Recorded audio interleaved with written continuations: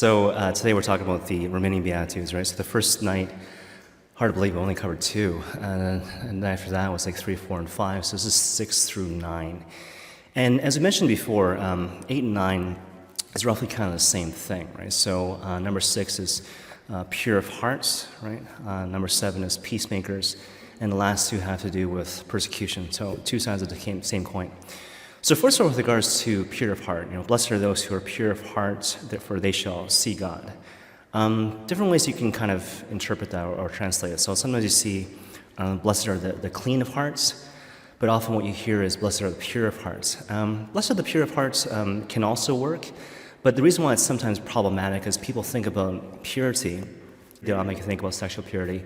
But if you think about it, even just to think about the Beatitudes in general, that doesn't really make a lot of sense, right? So the Beatitudes obviously are very specific ways in which the Lord invites us to participate more fully in the fullness of his divine life, right? So everything that implies peace, joy, happiness, and all those things, right? So as a result, each of the Beatitudes, they touch upon, in a certain sense, the essential core of the human person, right? So meekness and poverty of spirit and whatnot.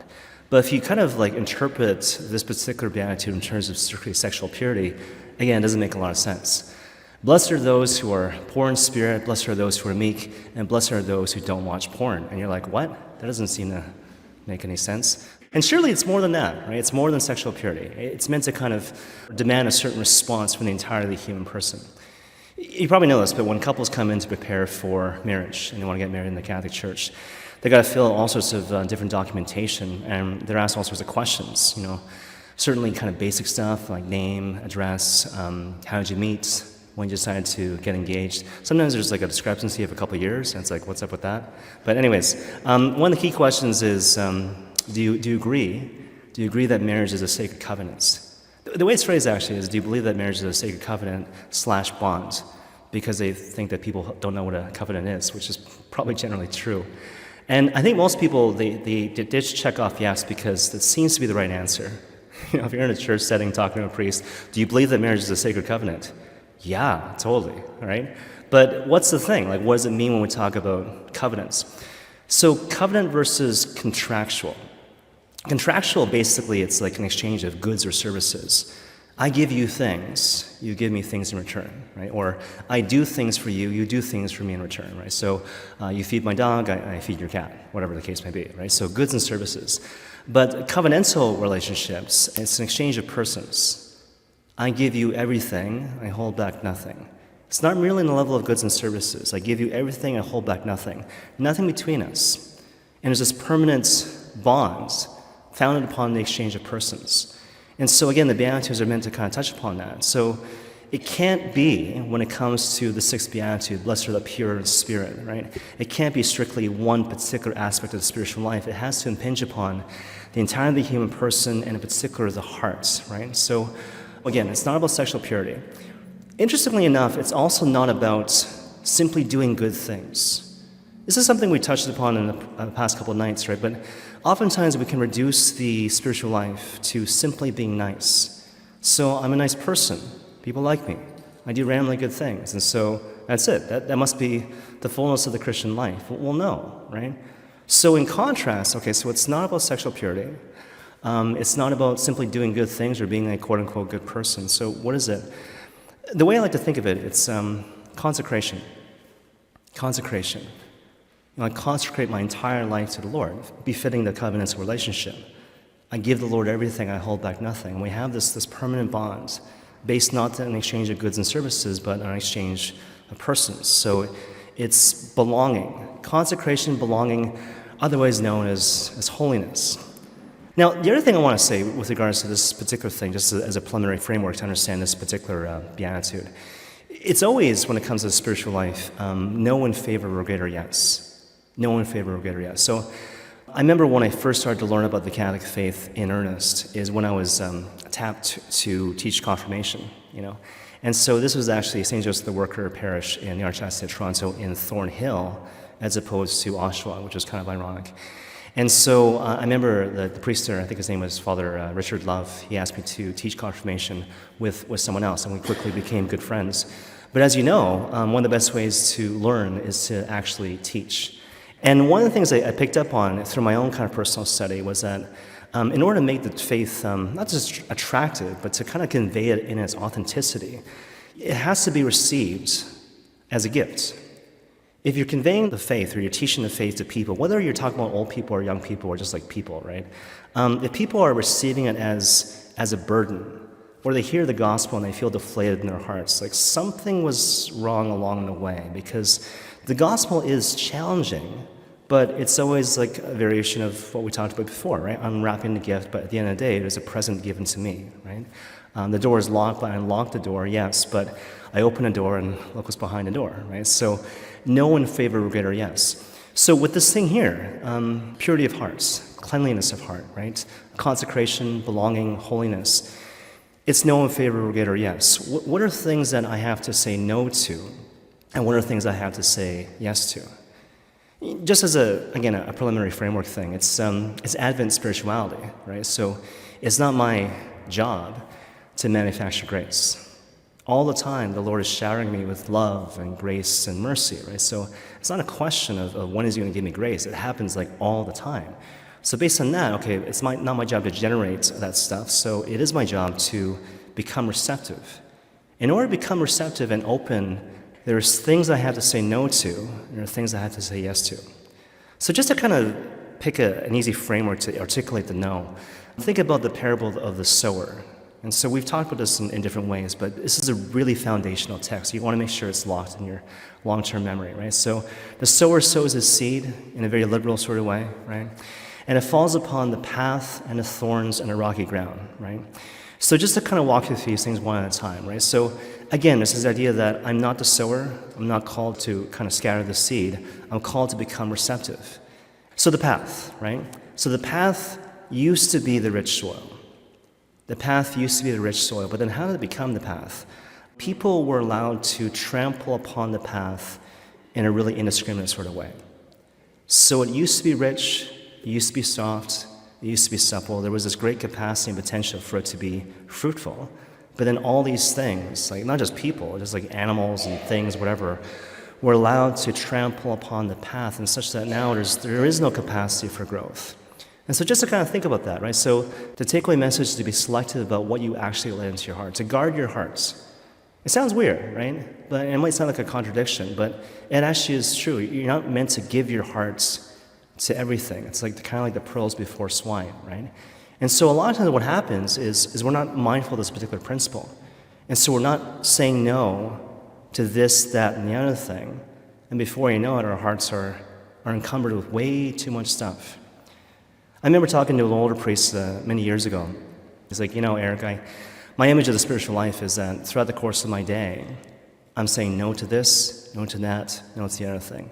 And not just duties and tasks, but like thoughts, things which appeal to my interest, but the Lord is not calling me to think about that or do that particular thing. It's no accident that, a lot of times it comes to the end of the day and like you're tired, which is natural, right? But then you're also like stressed out of your mind and scattered and in your hearts and despairing and like what happened, And you're always holding a smoking gun, right? Like what happened? Like sometimes like life just is that, right? But I always think about St. Augustine. He talks about how life can be oppressive, right? There's oppressive life. It's an awkward phrasing, right? There's oppressive life, things which impinge upon your life, external circumstances and problems which just arise because life is like that. But then because there's oppressive life, it doesn't necessarily have to become oppressive. So something happens along the way where I kind of give into the lies about my particular situation, and then I become discouraged, and then I become stressed out of my mind, and then I give into a certain sense of despair. And probably what happened in that particular circumstance is I wasn't guarding my hearts, and I was saying yes to absolutely everything. Now, just to be clear, right, it's not just yes to like overt temptations to commit sin, right? If it's like you're saying yes to like, the invitation to punch that guy in the face or rob that bank, we need a different homily, right? But I'm presuming, because you're here, you have goodwill, right? And so people are not going to be necessarily thrown off by overt temptations to do evil and wicked things. But that's not how the devil throws off people of goodwill, right? How the devil throws off people of goodwill is like, hey, look, pay attention to this and that and all these different things, such that you eventually have nothing left for God. And you're scattered and you're stressed and you say, oh gosh, I have no time to pray. I can't even focus, I can't even think, right? And what happened? Probably you said yes to all these different things, which again, weren't overtly evil, but they were just beyond what the Lord actually wants you to focus on. I often think about my spiritual director talking about thoughts, So, I remember he said to me, it's always these things in passing, right? He said, Eric, if I were to guess, I would say that we are called to ignore 9 out of 10 thoughts when enter through our heads. 9 out of 10 thoughts, right? So he's saying this to me, and we're both priests, we're having this little chat, and he's saying this being an elderly priest. So what he's saying is that, if 90% of your thoughts are garbage, it's not because you're an idiot, it's not because you're a neophyte when it comes to the spiritual life. Just by virtue of the fact that you're a human being living in the world, 90% of your thoughts are just total garbage. And you can't stop it just comes, right? So what do? I'm not surprised, I'm not scandalized, I just ignore that thought and that thought and that thought times 9. Maybe that 10th one, maybe the Lord calls me to contemplate that thought, and then rinse and repeat for the rest of your day and for the rest of your life. Right? Now, I don't know how you feel when you hear that. When I heard that, I was immensely consoled. I was like, oh, it's not just me. Right? And it's not just you. But just imagine, so you're going throughout the course of your day, and if you're honest with your own experience, sometimes your heart is like an earthquake, sometimes, all the time, right? Sometimes your mind is a bag full of cats, right? Never mind, the press of troubles that's in the world. And so necessarily, you have to say no to all these different things, right? So do I recognize that the Lord is calling me to do that? Just be aware of that. Okay, so that's the path. The thorns is kind of interesting, right? So the way it's phrased in the gospel is that these are people who receive the word with joy, but they don't have deep roots. And so when times get tough, they fall away. So initially they receive the seed with joy, but they don't have deep roots. And so when times get tough, they fall away. Now, it's one of those things, right? I often filed away the thorns in terms of the parable of the sower, in terms of fear of suffering. And I think I even taught that too. It's not true. If you actually look at the phrasing of it, what's the real error? It's not fear of suffering, it's superficiality. My roots are not deep, and so therefore when times get tough, that's when I fall away, even though I initially received the thing with joy. So if the gospel is taught correctly to you, you initially receive it with joy, because the gospel is amazing. And it's typical of the Lord's pedagogy, right? So when he approaches people, he doesn't lead with the commandments. It's very much like, what do you want? What are you searching for? What's hurting? Do you really want to get better? All these different things. What do you want? Master, we don't know. Where are you staying? All this type of stuff, right? So all these things touching upon deep desires, right? A lot of times, though, we can kind of stay there, So what is the Catholic life for me? I'm looking for the next spiritual rush. I'm looking for just another quote, or I want to go to another retreat, or have another stimulating intellectual conversation about the spiritual life, right? Whereas actually, I don't really have an interest in following God's will. I remember talking to an older priest way back when. He was talking about spiritual direction. And he said to me, Eric, when I see people who supposedly want spiritual direction, I'm listening for 2 things. Are they saying their prayers? No, sorry, I phrased that wrong. Are they praying? Right? Because we can all say our prayers in a way which doesn't impinge upon the heart, right? Are you really praying? And he would say, you can tell because of how they talk. Ponder that for a moment, right? So are you praying? But then secondly, are you doing your work? Are you doing your work? Not are you a workaholic, right? Are you doing your work? Do I have this keen sense of the duty of the moments? Where does God want me to be? What does he want me to do? Do I correspond to the few things he wants me to do carefully and well? And here's the punchline. He's like, look, if I find, Eric, that they're not praying and they're not doing their work, but they're just floaters and they like talking about the spiritual life and maybe they just like talking to priests, I'm like, no, I'm not going to see anymore. Right? I remember when I first heard that, I thought whoa, that's That's harsh, right? Can you explain that? Can you unpack that, right? And he's like, well, first of all, change doesn't happen in like the conversation in the office. Change happens based on, first of all, an act of the will. That's the whole point of the work, right? If I don't have this habitual desire to be where God wants me to be and to do what he wants me to do, I don't really want to do his will, right? But then secondly, it's this whole idea of prayer. Like, if I'm not praying, like that's the ticket, right? I'm clearly not disposing myself to the receipt of God's transformative grace. And so you might say, oh, I love God, I like talking about the spiritual life, but like you're not really serious. And so come back when you're ready, you know? And that's the thing that's being kind of conveyed here, right? So initially, yeah, when the gospel is presented to you in an appropriate way, it is dazzling, it is beautiful, and it is attractive. But you have to run a little bit deeper, right? That's why I often tell younger people, but I'm sure it applies to adults as well. Like when you first learn about the faith, okay, if it's taught properly, it's attractive, it's wonderful, it's beautiful, right? But there's also this level of like obligation.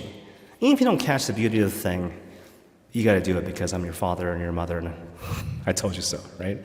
And certainly that's how pedagogy goes, right? So when you're a kid, you're not pondering about your deep desires and whatever. It's just like, okay, my mom told me to eat my vegetables, so I'm eating my vegetables. Or not, whatever, right? But it's strict compliance. Ideally, there's this thing about intrinsic motivation, but you know, especially when people are young and they're immature, it's just like, I don't care if you believe it. This is good for you, and eat your vegetables, right? And we can start with the faith in that way, you know? Do this, go here, go to Mass and say these prayers, and you're just kind of going through the motions because you're just a kid. Like, well, I don't know what's going on, right? But eventually, here's the point. You got to get to the point where I don't just want to do it myself, but I'm convicted by the underlying motivations as to why I want to do it. So, you know, this joke that always comes to mind. It's there was a lady, whenever she would make ham, like a roast ham, she would always cut the sides off before putting it in the oven. And then she talked to her son or her husband. It's like, that's weird. Why do you always cut off the sides? And she goes, I don't know. I always saw my mom doing that. And so one day she asked her mom, like, why do you cut off the sides? And she goes, oh, because her pan was too small. But we do that. We do that. Like I remember, as a bit of a liturgical joke, and you know, there's different ways, for example, to read, right? So, you know, so what I tell people, when you come to read, bow to the altar, but then do your reading, and then your bowing career is over, just like sit down, right? But I remember in one of my previous parishes, I was watching someone explain it to someone else, and he said, he was saying it to a new lector, when you come to read, look at Father, and if he smiles at you, and you bow, but if he doesn't, then you, and I'm like, what? You clearly made that up, right? And it's funny, like a lot of times we can convey the faith in that way. Like, and again, like kids are smart. People are smart, but particularly kids, right? They know if you don't know what you're talking about. I don't really know why we do these things. I just do what my mom did, right? But the thing is, it betrays the fact that the Catholic faith has this rich intellectual tradition. In terms of the why behind the what, it's amazing. It's rich and it's deep. And again, the Catholic faith, when taught properly, is not just beautiful, but it really speaks some deep, profound, practical truth to every aspect of the human experience. And if that's not your understanding, like, yeah, people will kind of pick up on that. It's just like empty rules and obligations without any kind of context. But here's the thing, going back to the thing with the thorns, right? Superficiality. Eventually I get to the point where, like, I understand why we're doing these things that we do. I understand why we're doing these things that we do. And as an extension, I realize what's important, what's not important. And again, in the absence of that, when times get tough, is it any surprise that you kind of fall away, right? Now, in terms of the rocky ground, right? So the way it's phrased, it's like mammon, right? So people translate like riches. And so it's like, well, you know, I love money, and so therefore it interferes with the reception of the transformative seed. But mammon is like anything less than God. So the example that comes to mind, I was watching this, I don't watch a lot of late night TV, because I don't really watch TV shows, and I get tired, you know, but I was watching the Conan O'Brien show on YouTube, because you can watch it during the afternoon, and there was this comedian, and he was talking about He was talking about why he doesn't let his daughter have a cell phone. And so he was saying, like, a lot of times, Conan, if you think about it, like we're going through life, and then there are things that happen which lead us to become acutely aware. He doesn't talk like this, right? But I'm just... There are things that happen which lead us to become acutely aware of the fact I have interior poverty. Like I'm actually like, in terms of my humanity, intrinsically, I'm just like a bundle of need, this big open wound, right? And the question is, like, what do we do in those circumstances? And he says a lot of times what we do is like, we try to distract ourselves, reach for the chips, watch pornography, go on my phone, and go on social media. And what he was trying to suggest, this is the framework of the joke, right, is that even though it's painful, you gotta let yourself go to those places of poverty and feel that poverty as an important prerequisite to achieve spiritual depth. And so he gave this example. He's like, I remember one time I was on the highway, and all of a sudden this Bruce Springsteen song came up. And it was one I remember from my youth, and I started to feel the sadness well up. And I was trying to reach for the cell phone, and I thought, no, I don't want to do that. So I just like let it hit me. And I wasn't just sad, Conan. I was like, I cried and I cried and I cried. I just let it all out. And then once it was all out, once all the sadness was all out, and I just cried out every little tear I had, and all of a sudden these positive antibodies came in, I just felt amazing. I felt absolutely amazing. And that's why my daughter doesn't have a cell phone. And then Conan O'Brien was like, what are you talking about? I showed this clip to a priest friend of mine, and he says, you know what, that's very Catholic. It's a very Catholic sensibility, right? It's a variation of that whole thing, like, okay, in order to achieve the fullness of humanity, I must not rob myself of painful experiences. I must not rob myself of painful experiences. That's a very important prerequisite to achieving deep emotional depth. I was talking to the staff the other night, and this Lent has been kind of interesting, just by being like, sick and that sort of thing, And the peak of being sick was actually around the St. Paul Lenten Mission. And actually, I was talking about all the different parables, the kingdom of God from the Gospel of Matthew chapter 13. And there's one at the end that talks about the final judgment. And I was coughing so much at the end, I couldn't even do it. I just had to stop, and I just had these croaking noises. I did the sign of the cross and just sat down. That's actually how the mission ended. But I just cut it off at the podcast, and all of a sudden the logo comes up, and like no one can tell, right? That was the situation. But here's the thing, right? The night before, I was feeling so sick, and I was just trying to put this thing together. I hadn't set up the camera for a long time. I kind of forgot how that went, and I was kind of forgetting my name, and I kind of ran out of time to prepare the thing. And it was like, I remember I was working at St. Paul's with Marie Mills, actually, our bookkeeper, and I was trying to put this thing together, trying to stay awake, knowing I hadn't really prepared for the retreat yet. And I was like, what do I do? Do I work on this thing? Do I prepare the retreat, or do I go to bed? But I kind of want to do all three. And it was just wild. And but it was just really neat being with Marie in that situation. Like, here's a situation I don't even know what time it is. I, again, don't know my own name. I'm really struggling. I'm feeling my poverty really profoundly, almost to the point of being like totally pathetic. But I'm here with my friend that I love and who loves me. And honestly, when I look back, it's like that is my favorite part of this Lent. I'm really glad that God gave me that experience. And it's a similar thing what we're talking about here, right? So moments where like, oh my gosh, I'm starting to feel sad, I'm starting to feel my poverty, I'm starting to feel upset, whatever. Rather than look at it like, oh my gosh, I must not feel those things because what? It might be painful, or I don't know where it's going to lead. To look at it like, well, what is God going to do with this situation? Those, in a certain sense, are the best moments of life. Okay. So those are variations of like the no. So what can you do in terms of like the yes to consecration and belonging and holiness? So a couple obvious things, right? First of all, obviously prayer, right? So a couple things with prayer: time and type. So certainly we're called to pray throughout the course of the day, certainly, right? Because you want to be present to God throughout the course of the day. But at the same time, as the day progresses, you get more tired, right? And so, I don't know, you might be a night person, but usually what happens if you load up all your prayers at night, it's so easy to be like, well, I'm tired, I worked hard, and so what's the first thing to go? My prayers, right? But never mind just functionality and just like get her done mentality. There's something to be said about treating your daily prayers almost like a mini Sabbath day. So, we talked about the Sabbath day before, about in terms of like, here's a moment where I'm called away from my functionality and efficiency, and I can just be. I can just be in the presence of the one who delights in me for the entire day, right? Like that's actually the spirit of the Sabbath day. Quite apart from simply like going to Mass or whatever, right? So that whole catchphrase, right? I'm called to do useless things with my useless family and my useless friends, right? So the spirit of being useless in the Sabbath day. So really, really important stuff. But more to the point, when it comes to prayer, rather than look at it as like another thing I gotta do in my already busy life, to look at it as a mini Sabbath day. And that's why if you treat it like the first fruits of the day, it can be really kind of special.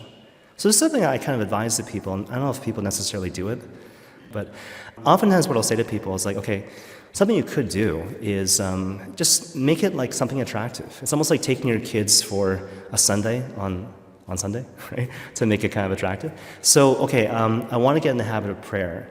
I don't want it to be this oppressive thing. I want it to be this mini Sabbath day. So maybe what you can do is you pick an area of your home and you make it beautiful. So it's neat, it's attractive. You put things there which kind of make you feel relaxed. Not even necessarily like Christian icons, but like, I like this flower pot or something, whatever, right?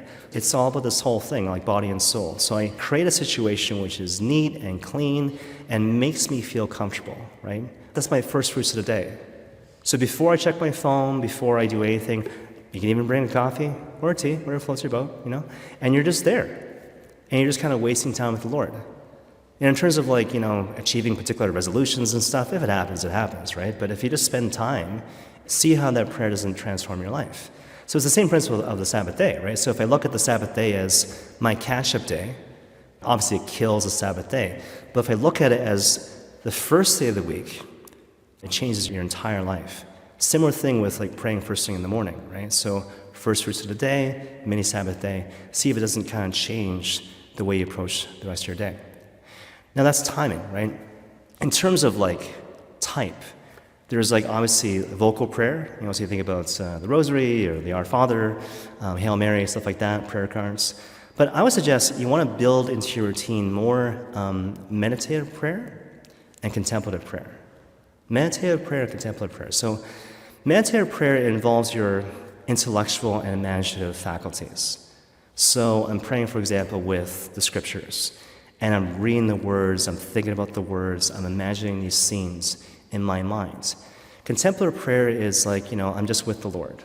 It's a really kind of simple thing of like, He's there, I'm here, I rejoice in His presence, He's doing likewise, right? The reason why I'm kind of emphasizing those two things, again, it makes you more receptive. I find if you kind of load your prayer time simply with vocal prayer, it can easily lead into this thing where I'm just like, I'm trying to hit my spiritual targets. I said this prayer and that prayer and that prayer, this novena and this prayer card and whatever. Whereas actually if you kind of mix it up, in a really relaxed and fluid sort of way where, okay, I feel inclined to meditate. I feel inclined to contemplate before the Lord. It gives the Lord room to get in there and transform your life. Sacraments, kind of a similar thing, right? So Sunday Mass, hopefully it goes without saying, right? But to go to Mass even more often during the week. Weekday Mass is quick, unless it's tonight. So no music, no second reading, pretty straightforward and whatever, and so it's done within a half hour, right? So just even to build in, like, okay, maybe like one more day per week, it can really help a lot. Confession, obviously.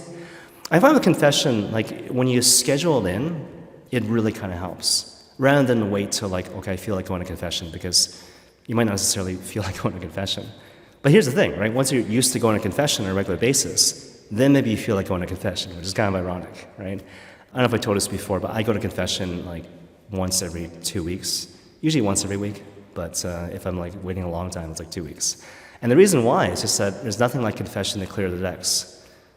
That sounds terrible, but in terms of like, obviously I'll go to other priests, right? And in terms of the advice that they give, like, whatever, right? But I'm going there just to get absolved. Sheer validity. And what happens? It's amazing. When you're absolved of your sins, go figure, right? You feel more free and you're more receptive. And obviously it's conducive to being pure of heart. Okay. One final thing with regards to that, right? So to sanctify your work and to sanctify your day. This is one of those things that oftentimes I think we can kind of overlook, right? So there's a tendency to compartmentalize our life, right? Where like, okay, what's my relationship with the Lord? I say my daily prayers, I frequent the sacraments, I go to Sunday Mass, whatever the case may be. But the whole thing about belonging to Christ is like every single moment, right? So simple way to put it is, where does God want me to be? What does he want me to do? But in terms of this particular moment, how can I engage in this moment or do this thing that the Lord wants me to do, which is pleasing to him? And something will come to mind.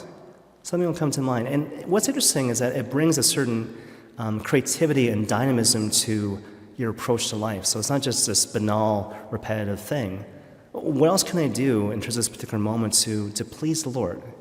In terms of what I draw my attention to, how I pay attention to certain details, whatever the case may be. Now, the reward with regards to those who are pure of heart is that they see God. They see God.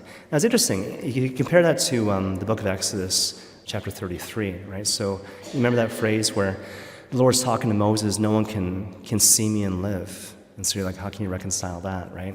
But just to think it through, it's just a logical thing. If I consecrate my life to God, if I belong entirely to God, which again is code for holiness, which is code for purity, right? Then what happens, I actually do die to myself, and then I see God in all things. Okay. Now that brings us to the next thing, right? So, blessed are the peacemakers, for they should be called children of God. Now again with peace, right? So just to kind of clarify that, peace is not simply the absence of violence or war or conflict. This is spoken about in the context of the Second Vatican Council, the constitution for the church in the modern world, right?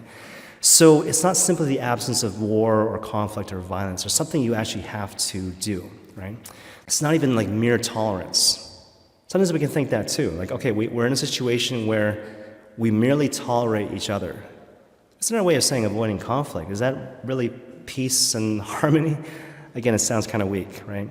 Also, it can't be imposed from the outside. I always think about that movie, West Side Story, where it's like the warring factions. And at the beginning of the movie, the school's trying, right? They're like, hey, we have a school dance, and come together and dance, and then peace will obtain in relationships, and they don't dance with each other, right? A similar thing with life, right? Like it's easy to create opportunities for people to gather, but what you're looking for is authentic connection and conversation and relationship. So what do you do to kind of promulgate that sort of peace, right? So first thing is that to realize it begins with me. You got to remember that society is not just this amorphous thing involving the people at large. It's a collection of individuals. And so how do I begin to change society and the world? I got to begin by changing myself. So deep personal conversion. In the absence of clarity with regards to that point, it can seem like, oh, how do I bring about peace in the world? I got to change them. But no, we all got to start with ourselves. We got to become peacemakers and reconcile any sort of irregularity in terms of our own hearts. The other thing, too, it sounds weird, but it's part of how God has structured the world, to recognize the place of appropriate authority. The example that comes to mind is the finding of the child Jesus in the temple. So you remember he's lost for 3 days in the city of Jerusalem, and all of a sudden, Mary and Joseph, they find him, and Mary's really upset. You've caused us so much stress and anxiety and whatever. And remember, his response is twofold. If you don't catch the two parts of the response, you miss the point of the gospel. So first of all, what he says to her is, did you not know I must be in my Father's house? Did you not know I must be in my Father's house? So my primary duty before my Father in heaven is to become the person the Father is calling me to be.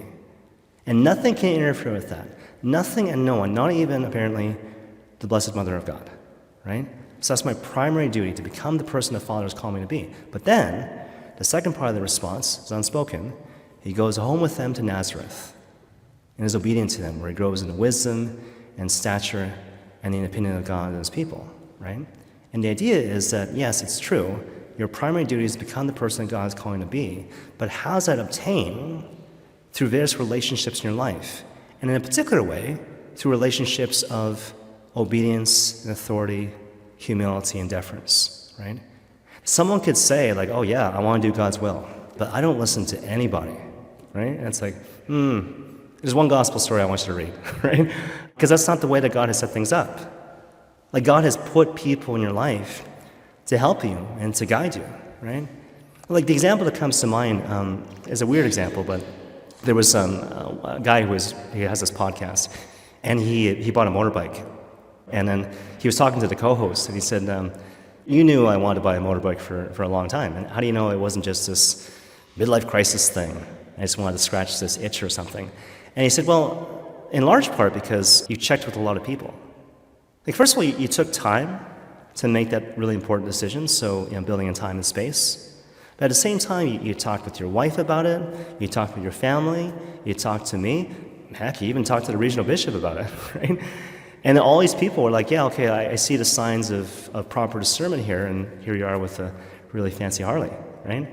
If I have this tendency to kind of keep things hidden and do my own thing and don't check with other people, like what is that, right? One way to put it is like an unhealthy self-reliance. Or another thing is like, am I afraid of the truth that I know exists, but I don't really want to correspond to it? That's why, one of the great things we try to do in the parish office is just like talk things out, Even for myself as a pastor, it's just like, here's this thing, and like, I think I'm pretty thorough, but like, am I missing something here? And a lot of times it's like, well, here's this new perspective. It's thank you very much. I hadn't thought of it that way. And it's not to say that like truth is gray. It's like the truth has multifacets to it, right? There's a complexity to life, and truth is meant to kind of speak into that, right? So really kind of important to know. To recognize as well that when it comes to peace, it's an ongoing thing.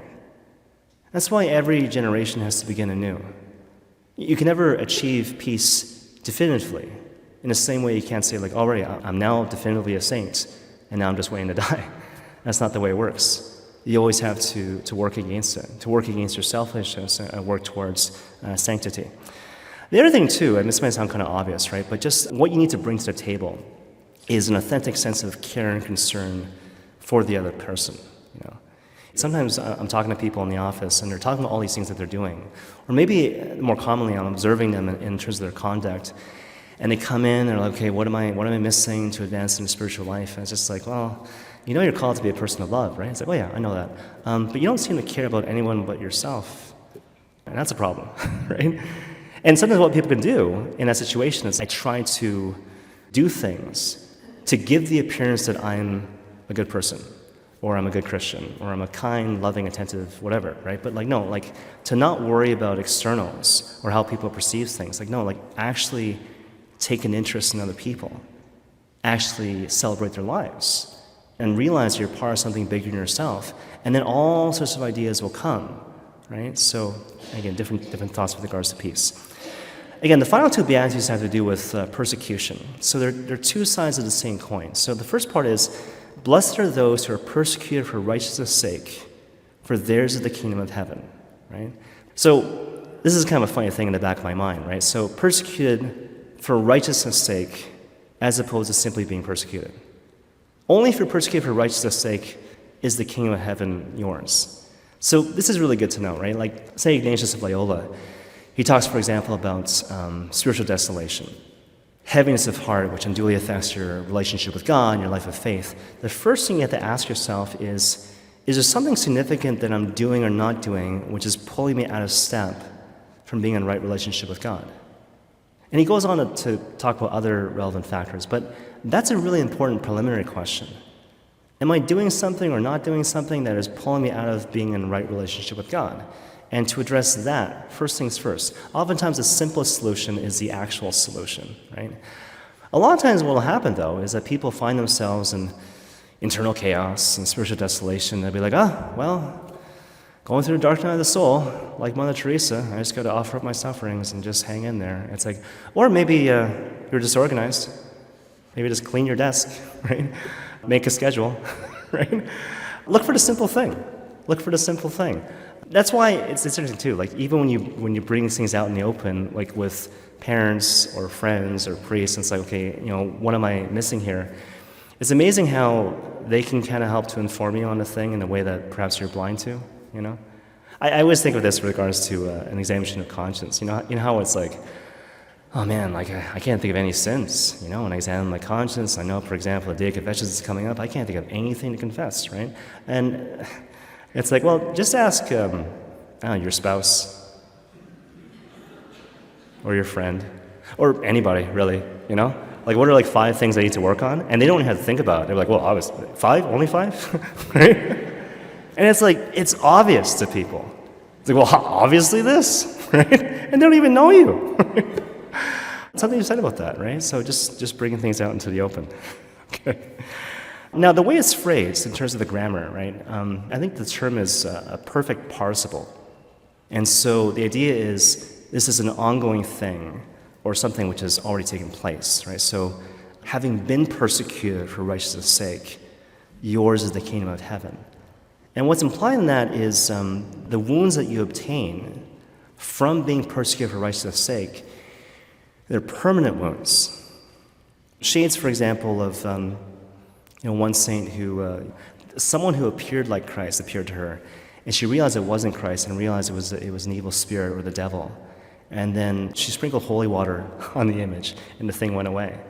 And she talked to her fellow sister, and it's like, how'd you know it wasn't Jesus? And she said, well, because he didn't have his wounds. That's how I could tell it wasn't Jesus, right?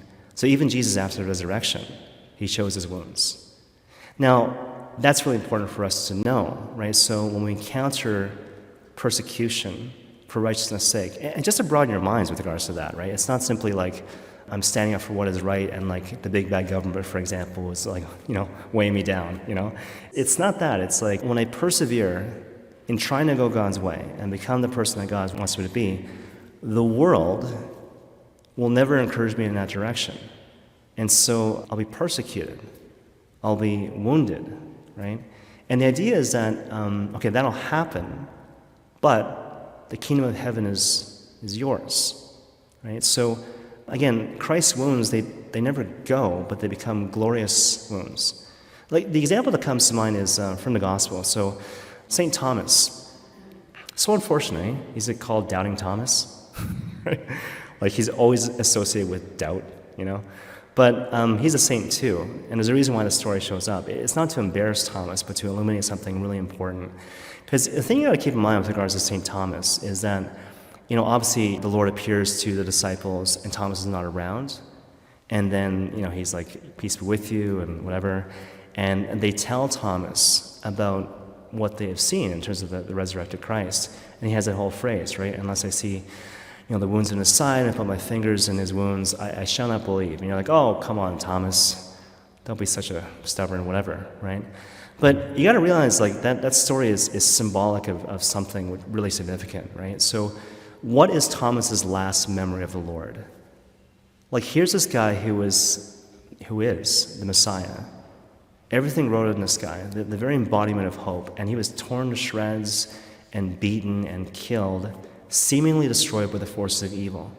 And what I perceive in terms of just the gravity and graphic nature of that destruction, that apparent destruction, seems to be verified by my heart. I remember that moment. I remember my intense feeling of sadness and loss and emptiness. And that thing we talk about all the time, like in those moments, like what do I trust more? Do I trust my pain? Or do I trust articles of faith? And we tend to kind of, trust our pain and all the thoughts associated with that. And so what happens is he comes by, I don't know where he was the first time that Christ appeared, and like, hey, good news, we saw the crucified Christ, but I still feel my pain. I still feel the pain of laboring and being persecuted in the world. And so what do I do with that, right? And so again, the phrasing is, unless I see the wound in his side and put my fingers in that particular wound, I will not believe. And the thing I always find beautiful, Christ appears, right? Christ appears, and what he invites Thomas to do runs exactly in parallel with what Thomas actually needs. Like, here's my side. Here's the wound in my side. Put your fingers here, right? And you remember what happens at the end. This is something often we tend to overlook. Thomas says, my Lord and my God. And that's the first articulation, the first clear articulation that Jesus Christ is God in the entire gospel. And what's implied in that is that Thomas arrives at that point because he has the stomach and the wherewithal to wrestle through his woundedness obtained by being persecuted in the world. Now, what does that mean for us, right? So blessed are those who are persecuted for righteousness' sake, for theirs is the kingdom of heaven. The kingdom of heaven is Jesus, right? So an essential thing to kind of inheriting the fullness of the life of Christ, to become conformed to Christ, I need to allow myself to be persecuted for righteousness' sake and gain what I'm supposed to gain through that particular persecution. You can't avoid it. You can't avoid it, but to not be afraid of that, but like as I work through these things, I gain a certain wisdom in terms of knowing what's important, knowing what's essential, and I become conformed to Christ. And you see this with people out there in the world. I always think about Cardinal Collins in this regard, So I've been to, lunch and dinner with Cardinal Collins a couple times, but like, you can tell that he's gone through a lot. And it speaks to this whole thing of like, okay, what is wisdom? Wisdom is knowledge plus suffering. So I read, I study, I learn about the faith on an intellectual level, and then I go through the crucible of life. And somehow the combination of those two things, they make me wise. They make me be able to see the things of God in the midst of this broken, sinful world. Okay. Now, again, the flip side is, blessed are you when you are cursed and reviled because of me. Your reward will be great in heaven. Now, you'll notice, okay, so both involve persecution. In terms of the reward, right, it's, again, two sides of the same coin. You notice that some of the Beatitudes are like, you do this, and future rewards will obtain. Or you do this, and then the reward is immediate. Blessed are the poor in spirit. What number 8 and number 9 do collectively is they show you that when you are persecuted for the sake of righteousness, for the sake of Jesus, the reward is both. Your reward will be great in heaven. But right now, you obtain the kingdom of heaven, right? Really, really important stuff. So immediate grace as well as the promise of future grace. Now, the nuance with regards to number 9 as compared to number 8 is that before it's like when you're persecuted for the sake of righteousness, for the sake of this concept, then you obtain the kingdom of heaven. But here, it's like if you're persecuted because of me, your reward will be great in heaven. It's from the universal to the particular, from the abstract to the personal. And such is always the case. I don't know about you, but like when I'm going through tough times and things are difficult and you feel like you want to give into despair, you want to give up, it gives me no consolation to think, well, at least I'm suffering for the sake of righteousness. But when I think about Jesus, no, I'm doing this for Jesus. Will you do this for Jesus? Yeah, I can do that. Right? There was a really good priest friend of mine from a long time ago, and I remember he was really struggling, and he went on this personal retreat, and he was just fed up, and so he was being very raw in terms of his prayers to the Lord. I hate this, I hate that, this makes me upset, I feel like giving up, whole 9 yards. But what he felt in prayer time and time again was, yes, but. Yes, but. I hear what you're saying. This is messed up. This person is messed up. The circumstance is messed up. Yes, but. Yes, but. Yes, but. Do you love me? Do you believe I'm real? Do you believe I'm still in control? Will you do this for me? And what he discovered was that, yeah, I do. Yeah, I do. Not even from a sense of obligation, but it's like a rediscovery of like, my deepest desire is actually Christ. And just to skip to the end of the novel, right? Like that's the answer for each one of us. But that's the whole thing with spiritual maturity, right? We're afraid that if I dig deep and I peel back the layers of the onion, I'll discover that I don't really love Jesus and I love the things of this world more. You won't discover that because it's not true. Your heart is restless until it rests in the Lord, right? But that's the beauty of going through persecution for the sake of Christ, right? By working through all those complications and those painful moments, the Lord reveals this thing to you, which was always true. So it's discovering this beauty and depth and richness, not just about you, but your relationship with Christ. And it gives you a certain solidity going forward, and obviously it's a really kind of tremendous witness, right?